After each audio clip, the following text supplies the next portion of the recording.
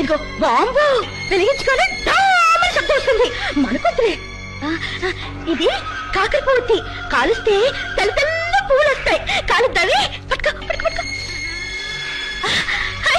ఇది ఇందాక వాళ్ళు అక్కడ వెలిగించారు, పూలు పూలుగా వస్తాయి. అది ఇందాక వాళ్ళు తిట్టారు కదా, వాళ్ళకంటే మంది బాగా వస్తుంది. ముందు ఇది వెలిగిద్దామే, పూలు పూలుగా వస్తుంది.